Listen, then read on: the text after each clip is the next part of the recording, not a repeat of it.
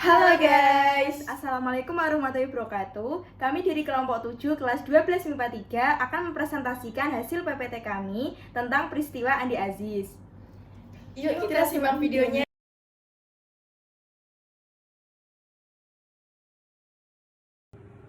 Latar belakang dari lahirnya peristiwa Andi Aziz yang pertama yaitu diakibatkan oleh peleburan Kenil ke dalam APRIS pasca KMB. Belanda dan Indonesia menyepakati untuk membubarkan Kenil dan merencanakan untuk melebur mantan anggota Kenil ke dalam Angkatan Perang Republik Indonesia Serikat atau APRIS. Namun, peleburan ini tidak berjalan mulus seperti yang diperkirakan karena baik dari pihak TNI maupun Kenil merupakan seteru semasa Perang Revolusi. Pada bulan Januari tahun 1950, para anggota Kenil, terutama yang berada di wilayah Indonesia Timur, memberi tuntutan sehubungan dengan pemindahan mereka ke dalam APRIS. Mereka hanya ingin masuk APRIS dengan sukarela dan hanya mau berada di bawah pimpinan mantan Kenil. Alih-alih berada di bawah kepemimpinan dari perwira TNI asli, tindakan tersebut dilakukan karena muncul desas-desus mengenai mantan Kenil yang ikut masuk ke dalam APRIS akan disudutkan dan dicari kesalahannya karena mereka dahulu adalah musuh dari TNI.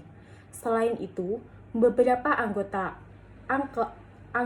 Kenil menilai bahwa para perwira TNI sebagai orang yang lemah dalam ilmu kemiliteran, gaji yang diterima kecil, dan hingga kesempatan karir yang minim bagi para senior mantan perwira Kenil.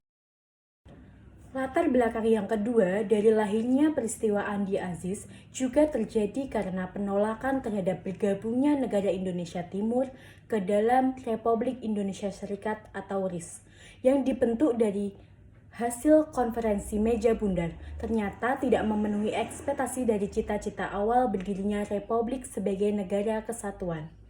Gerakan pro negara kesatuan mulai terjadi di sejumlah negara-negara bagian, termasuk di kota Makassar, dengan rangkaian aksi demonstrasi anti negara federal.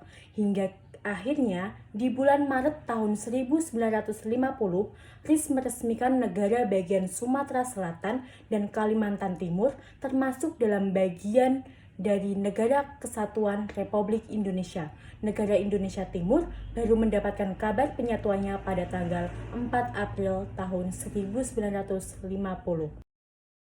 Latar belakang peristiwa Andi Aziz yang ketiga yaitu kedatangan pasukan APRIS dari Jawa ke Makassar.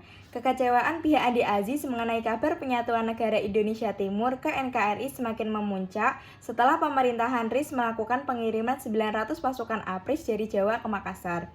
Di tanggal 5 April tahun 1950, pasukan APRIS dari pimpinan Batalion Worang diutus untuk mengatasi kekacauan akibat munculnya demonstrasi anti-federal dan demi menjamin stabilitas Makassar saat terjadi integrasi Indonesia Timur ke Republik Indonesia. Andi Aziz dan mantan anggota Kenil ketika itu tidak menyetujui kedatangan pasukan APRIS dari Jawa karena ia menilai bahwa seharusnya yang mengamankan situasi keamanan adalah tentara APRIS yang berasal dari Makassar.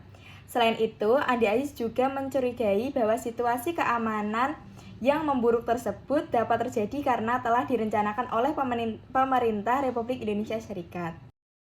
Jalannya pemberontakan. Yang pertama, pertemuan Somokil dan Andi Aziz di tanggal 4 April tahun 1950.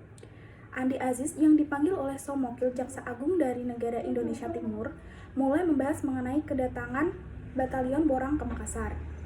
Dalam pertemuan tersebut sudah ada beberapa mantan Kenil yang menunggu dan menyatakan siap bertempur jika Batalion Worang mendarat di Makassar. Kedua, serangan pasukan Andi Aziz. Tepat di jam 5 pagi, di tanggal 5 April tahun 1950, Andi Aziz dan pasukannya menyerang perumahan perwira TNI, menahan beberapa perwira TNI dan polisi serta melawan Letkol Ahmad Yunus Mokogita selaku pejabat Panglima Teritorium Indonesia Timur. Di sepanjang pesisir pantai Makassar, pasukan Andi Aziz menempatkan meriam yang ditodong ke arah garis pantai jika Batalion Worang berhasil untuk mendarat dalam melaksanakan aksinya.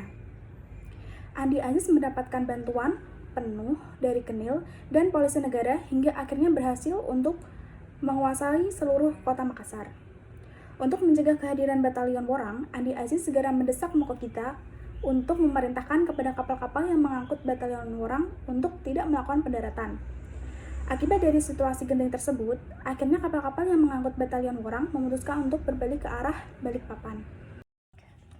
Akhir pemberontakan yang pertama yaitu ultimatum pemerintah kepada Andi Aziz. Melalui Radio Makassar di tanggal 8 April tahun 1950, menyiarkan ultimatum kepada Andi Aziz dan pasukannya untuk kembali ke asrama, membebaskan para tawanan dan menyerahkan senjata mereka.